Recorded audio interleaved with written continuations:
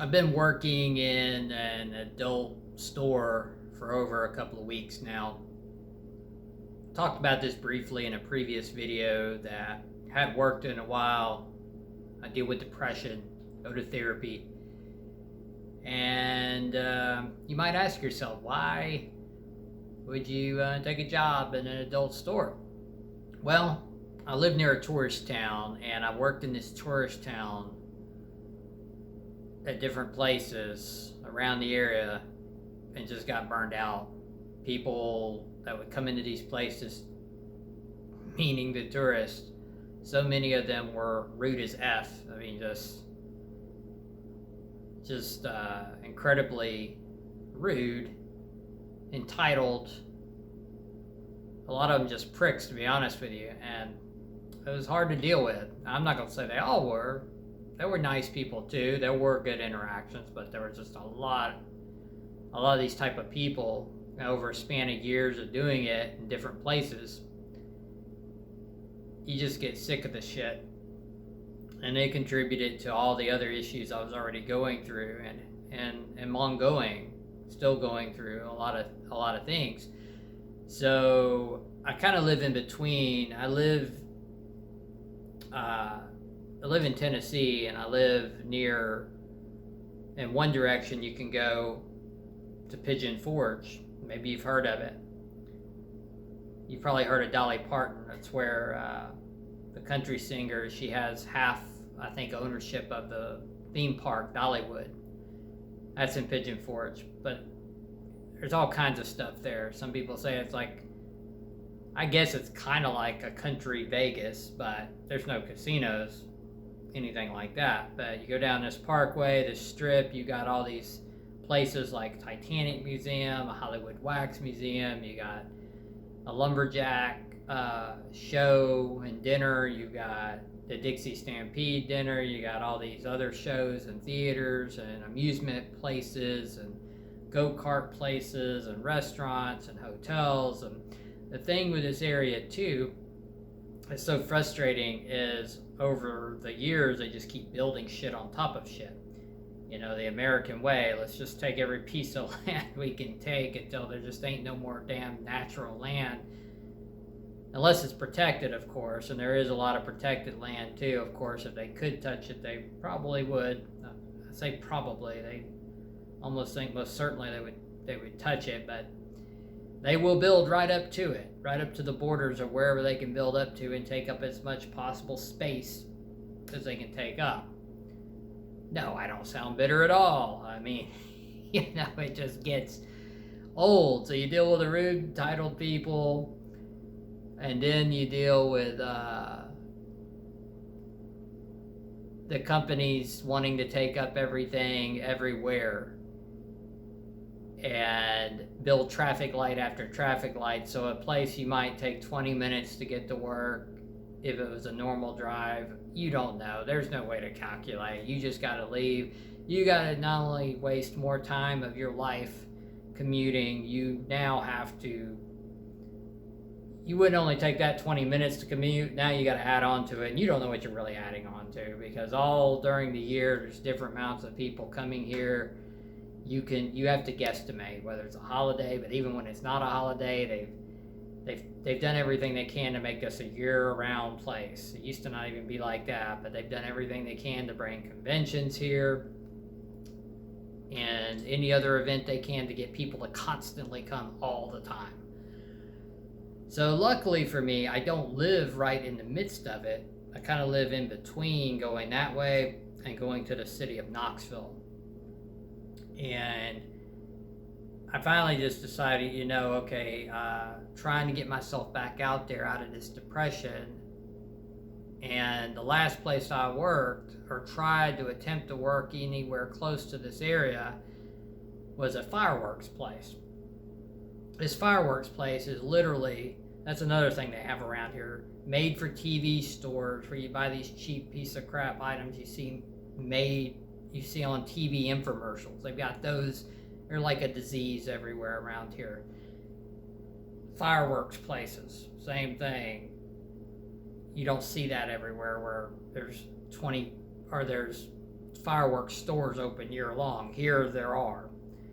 So I thought, okay, maybe I could work in one of those places, because a fireworks place, surely it wouldn't be that bad. I may have talked about this in a previous video, but who knows? I mean, I don't know who's watched that. But anyway, the fireworks store seemed easy enough. You basically gonna sell the fireworks.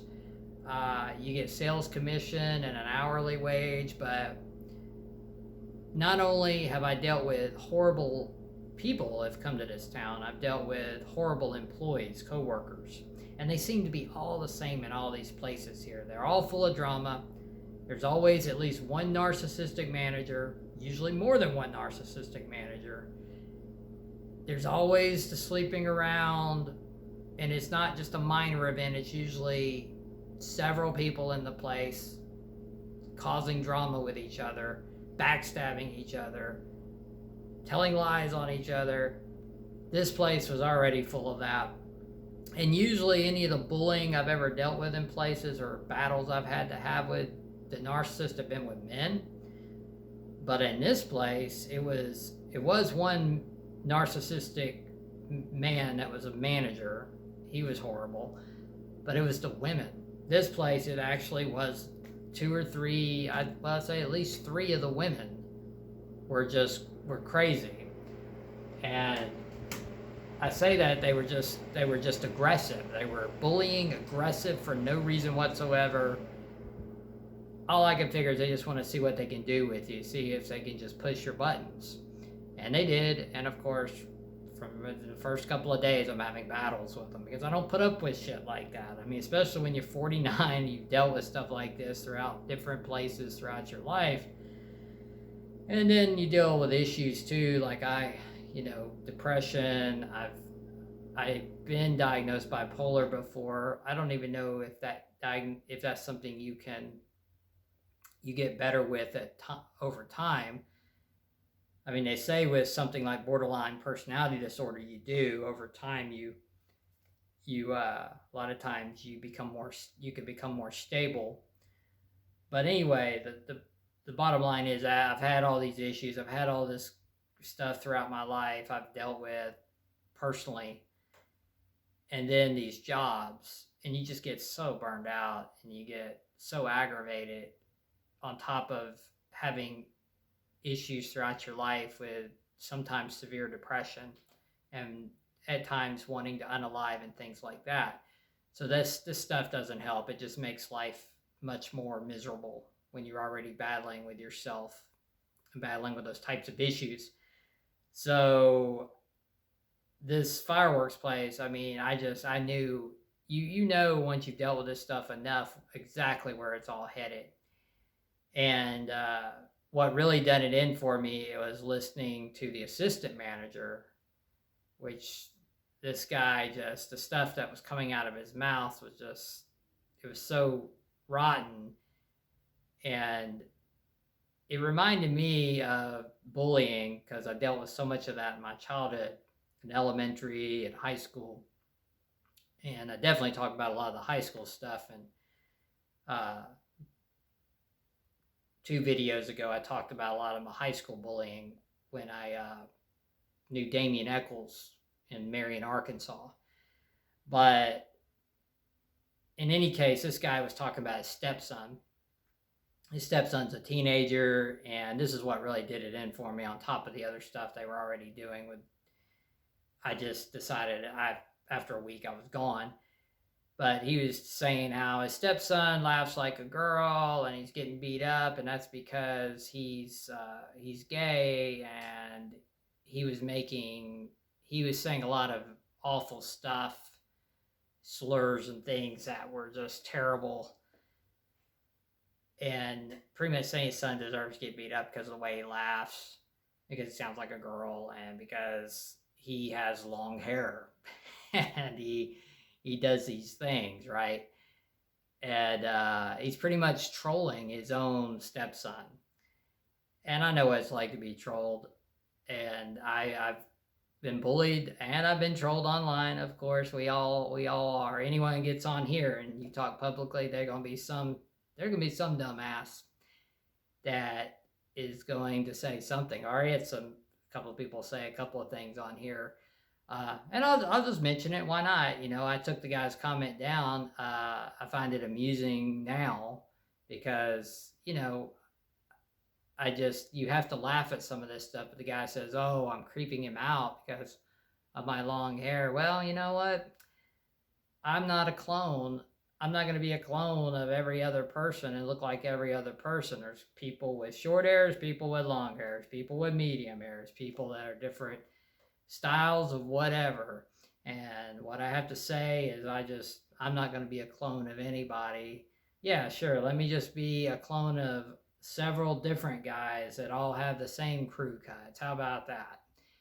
Nothing against crew cuts, but I'm just saying, we each should be able to be what we want to be without whose business is it for somebody to say to you or me how we should be if we're being authentic, if we're being what we want to be and how we want to act, and if we're expressing how we really feel. And I'll say about these type of people at the fireworks place and anywhere else, I've had stuff like this happen. And if you're having this stuff happen, bullying, trolls, whatever, just remember they have issues. Of course they have issues. Why would they take the time out of their day to do it, to say something? Why would they be creeped out by somebody else's appearance because they choose to look different than them? I mean, it's ridiculous. Why would they have an issue with that if they don't have some deep-rooted internal issue with themselves? So you just have to laugh at it. And I have had self-confident issues. Not going to lie about that. I have, from being attacked and everything else. But therapy also helps with that. Therapy and having other perspectives that are positive help you see that all that stuff's bullshit. But getting back to the fireworks place, it was just a situation of, I'm not going to listen to this guy talk about his stepson like this, and think about what that poor dude goes through at home with this idiot. And dealing with these aggressive women that are being aggressive for no reason. And I got out of there. So anyway, what happened was I said, you know what, I'm going to go to Knoxville and try to get the city vibe, and there is a different vibe over there than this tourist town shit vibe. It's dread to me. It became that way, even having to go up that way anymore. Well, whether it was to look for work or anything like that, I said, you know what, I just can't do it. And the drive and the commute and the traffic lights, and the people drive like crap too, and are also just vile. A lot of humanity, I find, is just shit, just vile. I mean, not all of it. Again, don't mistake me for saying all the world's, crap.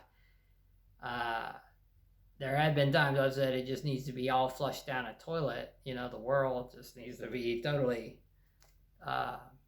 flushed down a commode, down the toilet. Just get rid of it. But there's a lot of good people. There are good people. But I'm just saying there's also a lot of just horrible humanity as well. And it just wears you out.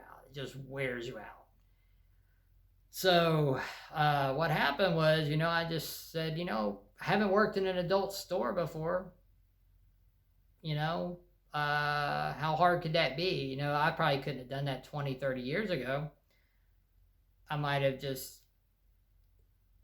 I wasn't authentic about myself in a way. I was very hyper masculine, and a lot of the way I would act, especially back then, wasn't totally true to myself. So I would worry too much about what other men thought, or worry too much about whether this person's going to think I'm this or I'm that or whatever.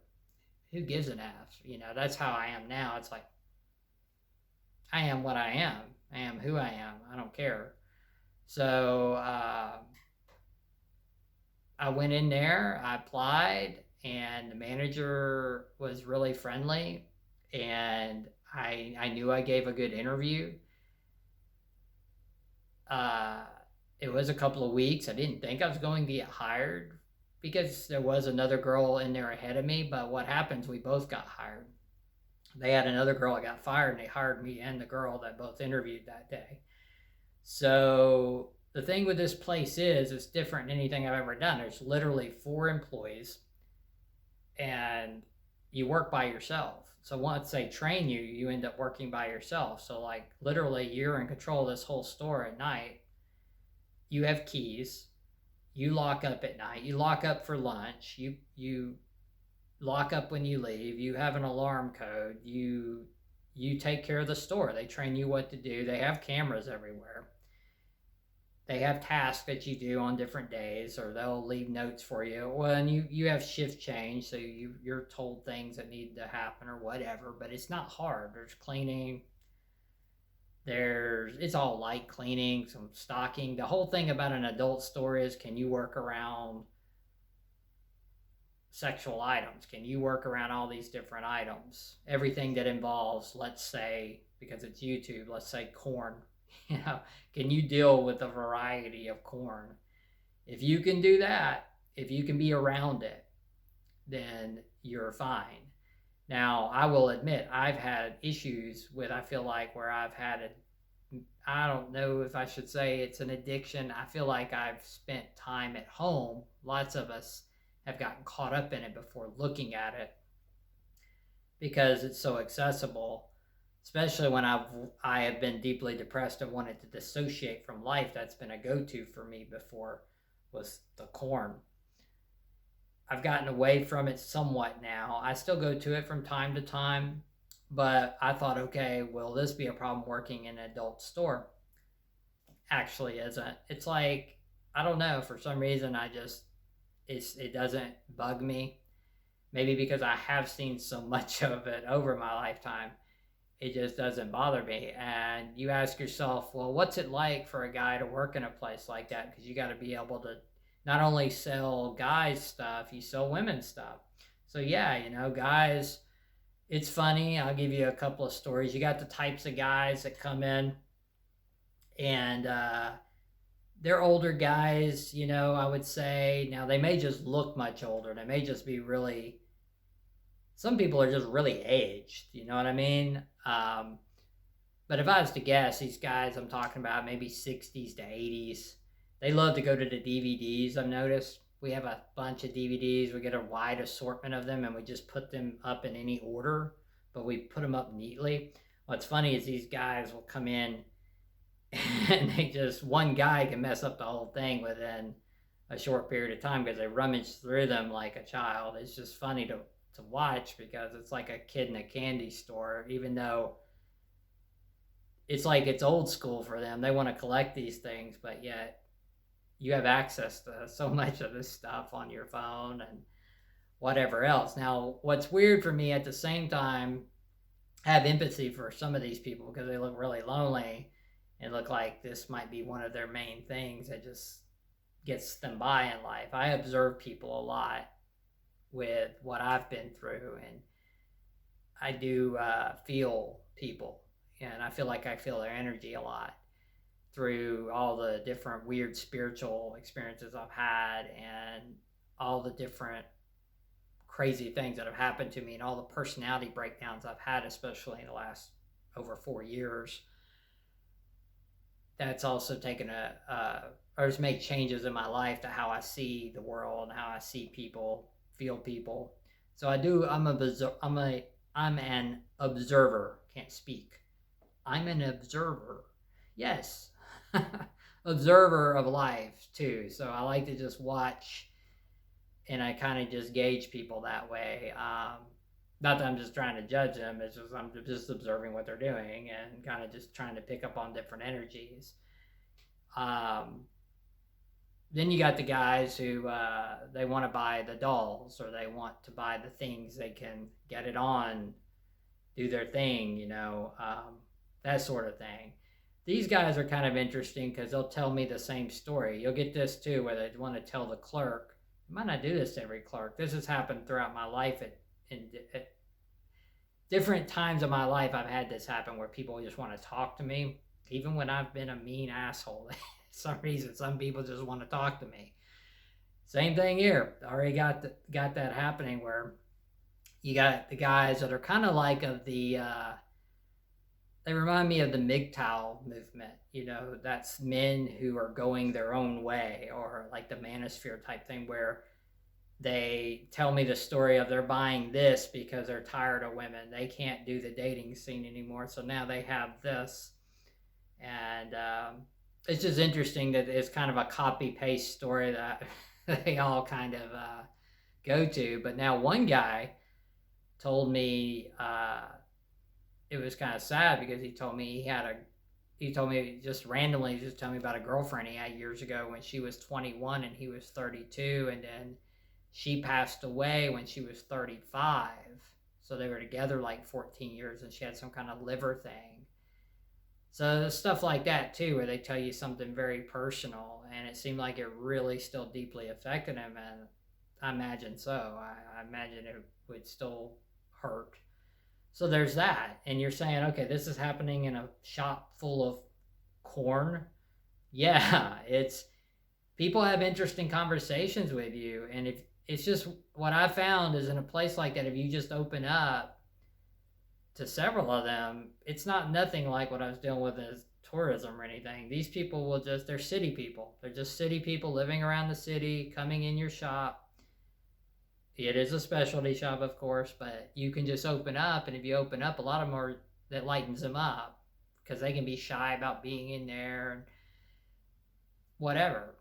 They'll start joking with you, and you start joking with them. I did that with a young couple where they were looking and joking around about some of the toys I was talking about the guys are buying, the toys that you can do things with, the dolls and stuff. And I said, "Oh, you like our dolls? You like looking at those, do you?" And I was just kind of in a lightened mood about it. And we started laughing, and then the girl proceeded to tell me she used to work there, and there was a ghost that haunted the place. And I was like, "Oh, here we go again," because I've been involved in paranormal, and it's interesting. And then women, you have to see if you're a guy working there, you got to be able to sell women and help them with stuff too. So I'm helping them with vibration.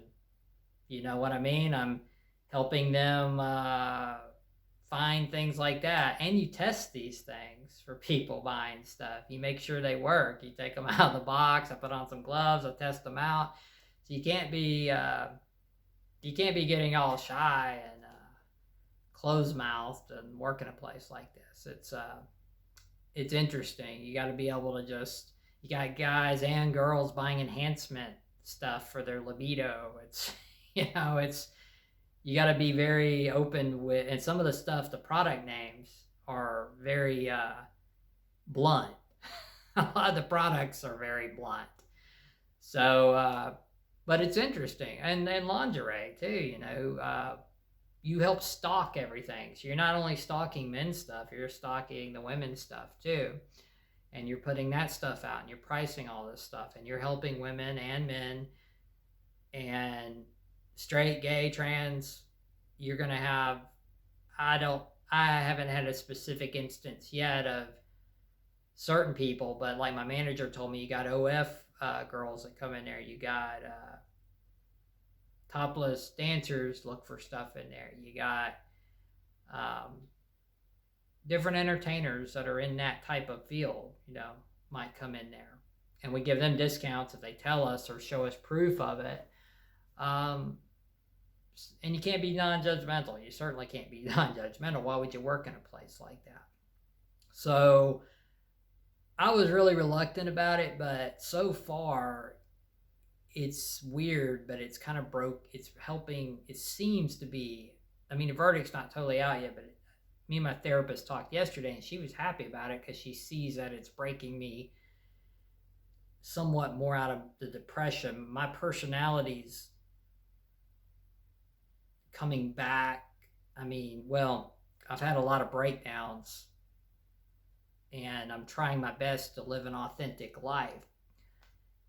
And this place is pushing boundaries more and helping me come out of the shell I've been living in, where I've been secluded for so long. So